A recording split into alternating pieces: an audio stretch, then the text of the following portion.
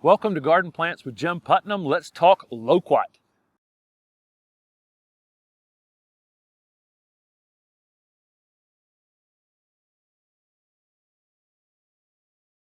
This is Eriobotrya japonica, otherwise known as the Loquat. It's an incredible evergreen, either shrub or small tree. This one has been limbed up into a small tree, but you can see down at the bottom of it here where it is suckering, where it wants to become more of a shrub shape to it. It has these beautiful, long, dark green serrated leaves, and incredible fragrance. Filming this at the beginning of December, and here are those amazingly fragrant flowers. The flowers eventually become kind of a sour, elongated yellow, cherry plum-like fruit. But here we are in zone 7B, and we get the flowers, we get the pollinators, we get the incredible fragrance. I mean, even here at the beginning of December. But 27 degrees will prevent the fruit from forming. So this is fall and winter flowering, as long as we get in warm days. At some point during the winter, it will stop it here where we are. Above, if your area stays above 27, these flowers will become the fruit. If you're in an area where you can get the fruit, these are self-pollinating, so you don't need multiple plants for that. And the bees come along and really work on these. We walked past this one quite a bit, and there's always bees on it during the warmer time of the day. These leaves are also used for herbal tea as well. So this plant is put to good use in Southeast Asia.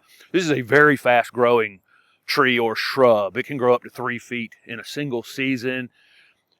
It'll reach somewhere between 15 and 20 feet in height, 10 to 15 feet in width, something like that. And again, it can happen very rapidly once it roots itself into the ground. So this is a tree that's different things maybe for different people. Some folks are going to be growing it in warmer areas for fruiting, and then others are going to be growing it in an ornamental landscape, this is a great ornamental landscape tree. So these are said to be hardy in zones 8 to 10, but in zones, and this one's right here in zone 7B, so it will work in 7B as well. So in zone 7B and 8, we're going to get temperatures cold enough to kill off the flower buds, and you're not typically going to get fruit, possibly even into 9A. On certain winters, you're probably not going to get fruit. So the further south you are, the more likely you are for this to be a fruiting plant. The more north you are, the more likely it is to be just an ornamental plant, and it's quite beautiful at just being an ornamental plant and blooming at an odd time of year and offering, pollinators something at an interesting time of the year.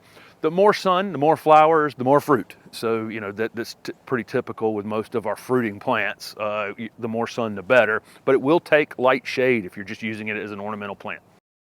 So where we're going to use a loquat in an ornamental landscape, well, it offers incredible texture. I mean, there's very few things with this incredible dark green foliage, serration on the leaf, and if you put it with some other type of plant that has a different shaped leaf or a different colored leaf, it really contrasts well with that.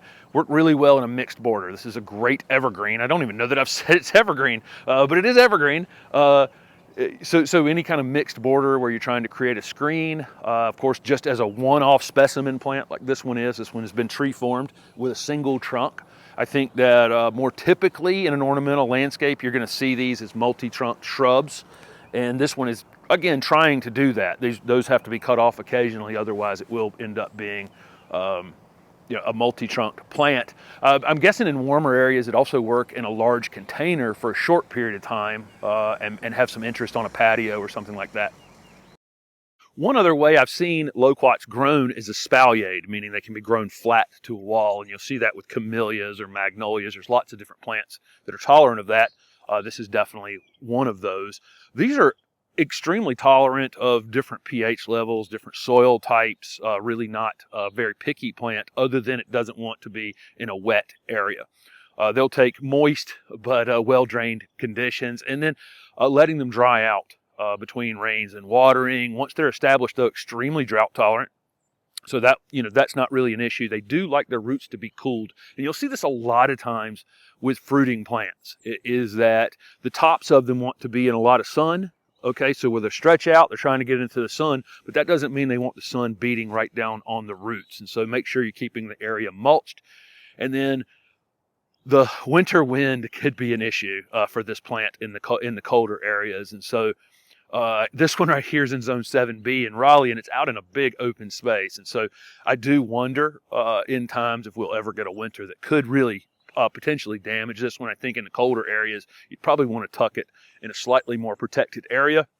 It is, in fact, doing some pruning on it, though. This one is extremely full here, and I think that quite possibly the winter is nipping the tips of the branches back a bit and creating some additional branching, which has actually made it look fantastic out here.